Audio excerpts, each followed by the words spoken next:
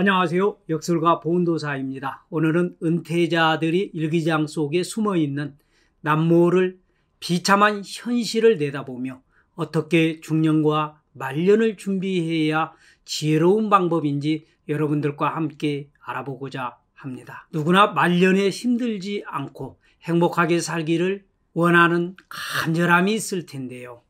은퇴 이후 행복한 삶을 위해서 은퇴자들의 현실, 즉 우리가 알지 못하는 어렵고 힘든 삶을 살펴보고 은퇴 이후 노년에 행복하게 살기 위해서 절대로 하지 말아야 할 5가지와 꼭 죽어도 반드시 해야 할 5가지를 여러분들과 함께 알아보도록 하겠습니다. 오늘 말씀드릴 이 내용들은 은퇴 이후의 삶을 행복하게 보내길 원하는 여러분들에게 상당한 도움이 될 것입니다. 궁금하신 분들은 채널 고정해 주시고 끝까지 시청해 주시길 바랍니다. 먼저 은퇴 후 중년 말년에 해서는 안 되는 이 5가지를 알아볼까요? 먼저 첫 번째, 준비 없는 창업은 하지 말라라는 이 얘기를 드리고 싶습니다. 우리나라 50대, 60대가 얼마든지 철저히 노후 준비를 통해서 은퇴 이후의 노년의 삶을 행복하게 살 수가 있습니다. 그럼에도 불구하고 아무런 준비가 없이 퇴직금을 받아서 아니면 대출을 받아서 있는 돈 없는 돈 끌어다가 창업에 몰빵하시는 분들이 있습니다. 통계 자료를 보면은요, 70%는 3년 이내에 폐업을 하고 99%는 5년 이내에 폐업을 한다고 합니다. 준비 없는 창업은 절대 하지 말아야 하고요. 설령 꼭 창업을 해야 한다면 한 번쯤은 가까운 전통 철학원에 가셔서 내 운세에 사업운이 들어와 있는지, 문서운이나 재물운은 들어와 있는지, 창업을 해서 성공할 수 있는 운으로 흐르고 있는지 한 번쯤은 살펴보시라는 말씀을 드리고 싶습니다. 두 번째는 주식 투자를 하지 말라라는 얘기를 드리고 싶어요. 간혹 주식 투자를 해서 돈을 벌었다는 사람들이 있기는 하지만 주식으로 돈 번 사람은 아마도 1% 정도일 것이고요. 주식으로 망한 사람이 99%일 것입니다.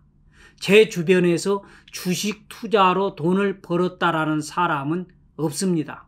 제 상담 고객 중에서 주식으로 쫄딱 망했다라는 말은 수없이 많이 들었는데 주식 투자에서 큰 돈을 벌었다는 말은 아직도 듣지를 못했습니다. 있기는 있네요. 주식 투자로 돈을 상당히 벌었다가 지금 다 날리고 신용불량자가 되었다는 분은 계시네요. 여러분들, 중년이 지나서 말년으로 가면 돈을 많이 버는 것보다는 가지고 있는 돈을 잘 지키는 것이 더 중요합니다. 아주 적은 금액으로 취미 삼아 하는 분이라면 별 문제가 없지만 죽기 살기로 주식 투자에 몰빵하시는 분들은 한 번 더 깊이 생각해 보시길 바랍니다. 세 번째는 준비 없는 조기 은퇴는 하지 말라라는 얘기를 드리고 싶습니다. 은퇴를 하는 것이 문제가 아니라 준비 없이 은퇴를 하고 창업을 하거나 새로운 일을 시도하다가 실패를 하는 경우가 가장 큰 문제인데요. 그래서 준비 없는 은퇴는 매우 위험한 것입니다. 그간 가족들을 위해 원치도 않는 일을 하면서 엄청난 스트레스를 받으며 자존심이 상해가면서 그저 감내해야 했던 회사를 떠나게 될 때는 그간 고생한 것을 생각하면 속이 후련할 수 있습니다. 고단했던 삶에 대한 보상과 중년 이후에 처음 만나는 꿈같은 자유가 기다리고 있겠다 싶어서 저절로 흥이 나기까지 할 거예요. 그러나 은퇴를 하고 한두 달이 지나게 되면 대부분 자존감은 끝없이 추락하게 되고 어쩐지 망망대해에 표류하는 기분을 매일 겪을 수밖에 없게 될 것입니다. 하루 종일 거실에 TV를 보고 앉아 있자니 마누라의 구박이 쏟아지면서 있는 눈치 없는 눈치 다 봐야 하니 가시방석일 수밖에 없을 것입니다. 잠깐 일이 있어서 나갔다 온다고 나왔지만은 회사 근처에는 갈 일이 없어지고 집 주변에는 낙설기까지 하면서 아침에 눈을 떠도 갈 곳이 없게 됩니다. 어디를 가서 시간을 때우나 푹 떨구어지는 고개는 서서히 무거워지기 시작을 하고 용돈도 넉넉하지 않아서 자식이나 손주들을 볼 기회마저 점점 적어지는 것이 현실이 될 것입니다. 예쁜 손주들에게 전화라도 해보고 싶어도 용돈을 달라고 말할까 봐서 선뜻 전화도 못합니다. 열심히 살았다고 자부하면서 쉼없이 살아왔는데 은퇴 후 정신을 차리고 보니 남은 것은 맥이 쭉 빠지고 좁디 좁은 인간관계, 그리고 서먹서먹한 가족들, 간단간단한 노후 자금뿐, 내가 지금 어디에 서 있나 하루하루가 무척 낯설다고 생각하는 분들이 계실 것입니다. 이처럼 아직 일해야 할 중년 나이에 은퇴를 하신 분들이 겪고 있는 내용으로 상당 부분 공감하실 것입니다. 여러분들, 이런 상황을 피하기 위해서는 50대 이후부터는 인간관계를 은퇴형으로 바꾸어야 합니다. 이거 매우 중요합니다. 퇴직하면 사회에서 직장에서 만난 인연은 대부분 거리가 멀어지게 됩니다.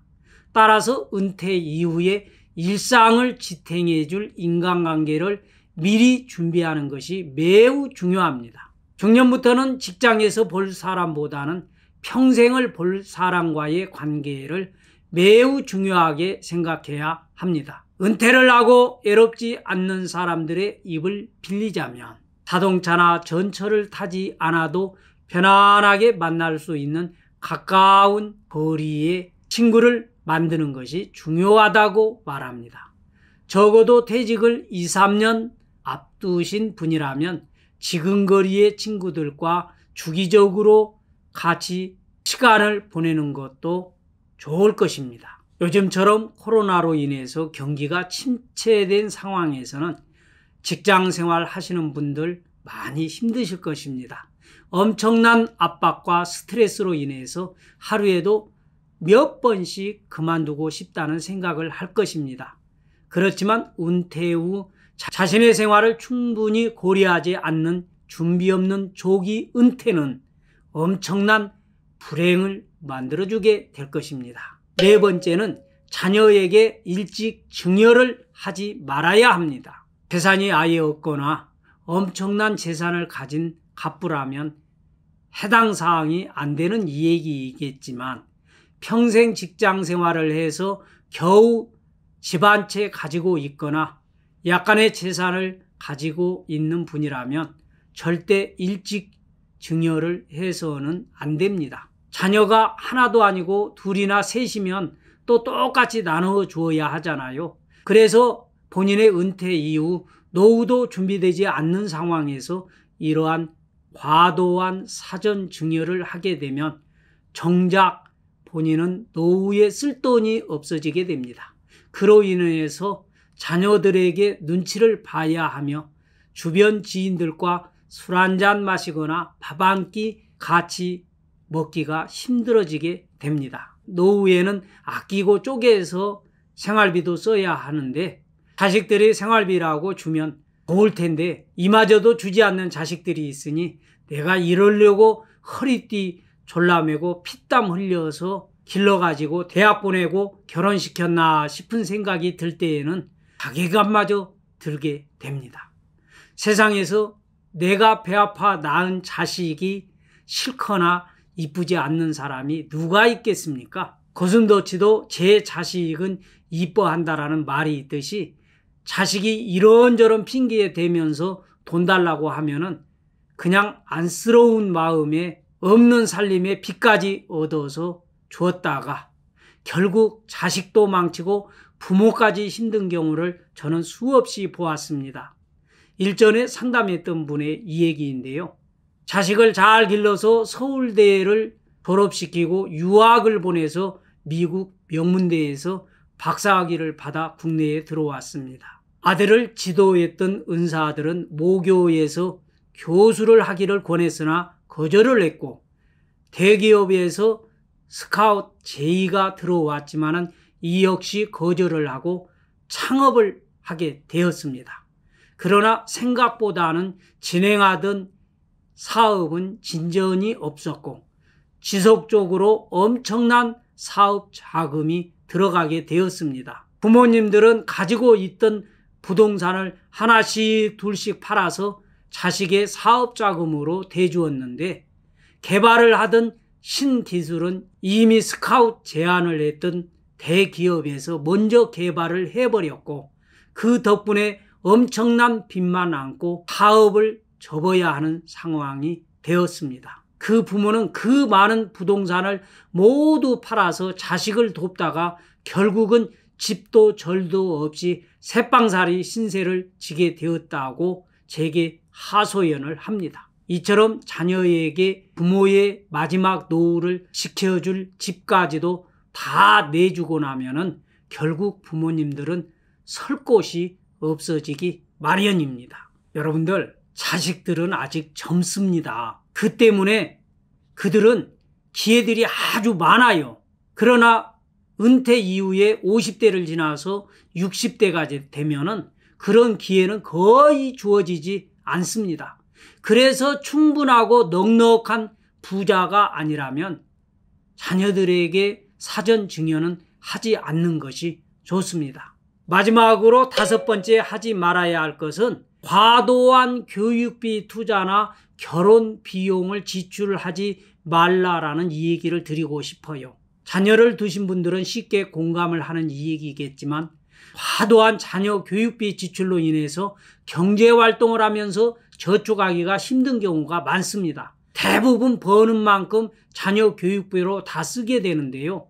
또 결혼을 앞둔 자녀가 있는 분들은 대부분 고민할 수밖에 없습니다만, 전세금이라도 보태주고 싶어서 자신의 노후 자금도 충분하지 않은데 일부를 떼어서 보태주거나 심지어는 대출까지 받아서 결혼 비용으로 보태주는 부모님들 계십니다. 정작 본인은 대출이 끼어있는 아파트 한 채 가지고 있는 것이 전부인데 말입니다. 오늘 방송을 듣는 여러분들은 자녀의 교육비나 결혼 비용으로 생활 형편에 맞도록 적당한 수준에 쓰시기를 바랍니다. 그러면은 은퇴 이후에 중년을 지나 말년에 꼭 해야 할, 죽어도 해야 할 5가지는 어떤 것들이 있을까요? 첫 번째는 주거비를 낮추어야 합니다. 은퇴 이후에는 큰 집이 필요가 없어요. 자녀 때문에 학군이 좋은 곳에서 살게 되었지만 굳이 학군 좋은 곳에서 살 이유도 없잖아요. 또 자녀들과 같이 살았기 때문에 큰 집이 필요했지만은 이제는 굳이 큰 집도 필요 없잖아요. 대부분 은퇴 이후에도 큰 집을 고집하는 경우에는 예비 사위, 예비 며느리가 왔을 때 큰 집을 보여주고 싶은 마음 때문에, 혹은 또 내 손자나 손녀들이 집에 놀러 왔을 때에 집이 좁지 않아야 편안하게 있다 가게 된다라는 생각 때문에 집을 줄이지 못하고 큰 집을 유지하는 경우들이 많더라고요. 그러나 여러분들, 명절, 생일 등을 합쳐봐야 1년에 2-3번입니다. 그마저도 이런저런 핑계대면서 오지 않는 자녀들도 많고요. 은퇴 이후에는 주거 비용을 낮추어서 이 낮춘 비용을 잘 활용을 해서 노후 자금으로 쓰는 것이 매우 중요합니다. 또 말년에 전원주택 사서 살겠다라고 하시는 분들 계시고요. 말년에 관절도 안 좋고 허리도 아픈데 귀농해서 살겠다라고 하시는 분들도 많습니다. 전원주택 사시는 분들은 잘 알겠지만 이것저것 손봐야 할 것들이 한두 가지가 아닙니다. 말년에 편히 쉬러 가는 것이 아니라 머슴살이 하러 가는 꼴이 될 것입니다. 노후에는 집의 크기는 줄이고 청소를 하는 시간이 적게 걸리는 집이 좋습니다. 남는 시간에 많이 걷고 많은 사람들 만나고 좀 시간적으로나 경제적으로 여유가 되면은 많은 여행을 하시기를 권해드립니다. 두 번째는 손에 현금을 쥐고 있어라는 이 얘기를 드리고 싶어요. 은퇴 이후에는 위험성이 적으면서 현금이 나올 수 있는 경제 구조를 만드는 것이 좋습니다. 환급성이 떨어지는 땅에다 투자하지 말고 부동산에 투자를 한다 할지라도 바로 다음 달에 임대료가 나올 수 있는 이러한 곳에 투자를 하셔야 합니다. 수익성이 좋으면서 매달 임대 수익이 좋은 부동산에 투자를 하는 것이 좋다 이 말입니다. 세 번째는 은퇴 이후에도 일을 할 수 있도록 해야 합니다. 은퇴 이후에 재취업을 하라는 얘기가 아닙니다. 은퇴 이후에 평생업을 준비하시는 것이 매우 좋은데요. 나이에 큰 구애를 받지 않고 은퇴 이후에도 일을 할 수 있는 분이라면 은퇴를 잘 준비한 사람 중에 한 사람입니다. 제 손님 중에서는 대기업에서 임원까지 하시던 분인데 은퇴를 한 이후에 주택관리사와 전기, 소방관리 등등의 자격증을 따서 지금은 빌딩 건물의 관리소장으로 제2의 인생을 사시는 분이 있고요. 또 한 여성분은 중등교사로 평생 교직에 몸을 담고 있다가 정년퇴임을 하고 지금은 요양보호사 자격증을 취득하여서 일을 계속 하시는 분도 계십니다. 치매는 좀 붙이지만 나름 또 다른 보람을 느끼고 아직도 세상에서 내가 할 일이 있다는 사실 앞에 또 다른 보람을 느낀다고 말씀하시는 분들도 계십니다.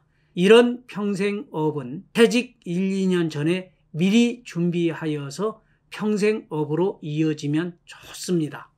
물론 스트레스만 받지 않고 힘에 부치지 않고 즐겁고 보람 있는 일이라면 꼭 해야 합니다. 삶의 질을 높이면서 긍정적으로 살 수 있으므로 마음의 여유도 생기고 정신 건강도 잘 유지할 수 있어서 치매도 안 걸립니다.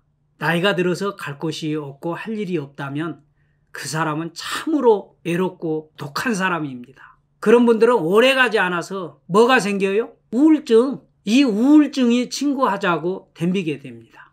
오늘 방송을 듣는 분들은 그런 분들 한 분도 없기를 바랍니다. 네 번째, 건강관리 잘 하셔야 돼요. 격언에 도를 잃으면 조금 잃은 것이요, 명예를 잃으면 많은 것을 잃은 것이요, 건강을 잃으면 모든 것을 다 잃는 것이다 라는 말이 있습니다. 건강이 최고라는 말입니다. 건강을 과신하지 말고 스트레스 적게 받고 건강관리를 잘 해야만이 노년을 행복하게 보낼 수 있습니다.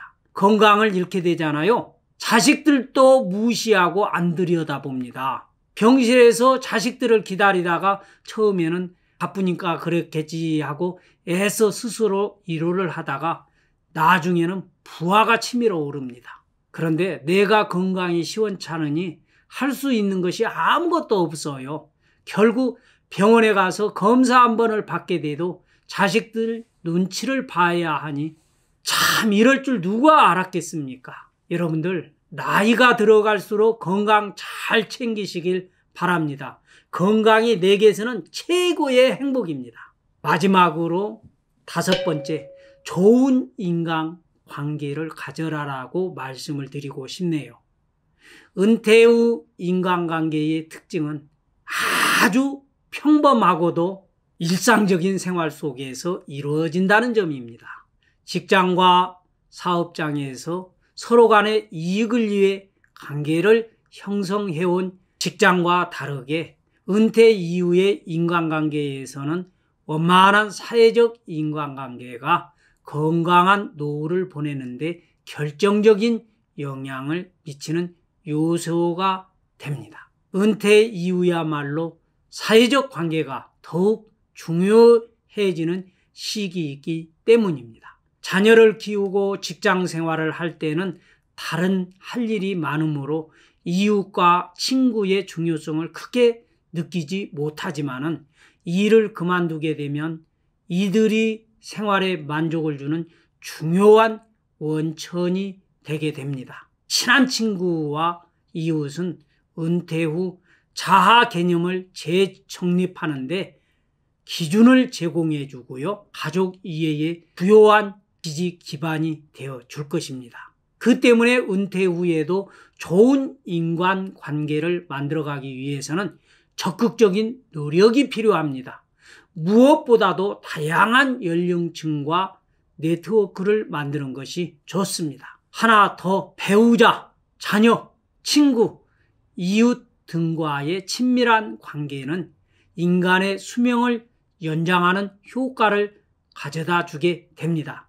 특히 배우자와의 관계가 매우 중요한데요. 평생을 함께 희노애락을 나누어 온 배우자와 좀 더 의지하며 노후를 보낸다면 애로움과 거리는 멀어질 것입니다. 지금까지 은퇴 이후에 노년에 행복하게 살아가기 위해서 해야 할 5가지와 해서는 절대 안 되는 5가지를 알아보았습니다. 어땠나요? 도움이 좀 되셨나요? 도움이 되신 분들은 구독, 좋아요 잊지 마시고 꼭꼭 눌러주시고요. 알람도 함께 설정해 주시면 제가 새로운 영상을 올려드릴 때마다 바로바로 알람이 알려드릴 것입니다. 오늘 영상 보시고 궁금한 내용이나 다른 의견이 계신 분들은 아래 댓글창에 댓글로 남겨주시면 시간이 되는 대로 제가 답변을 해드리도록 하겠습니다. 오늘도 끝까지 시청해 주신 여러분들 감사합니다. 앞으로도 보은도사는 여러분들의 삶이 더욱더 윤택해지고 행복해지는 그날까지 더 좋은 영상을 가지고 또 찾아뵙도록 하겠습니다.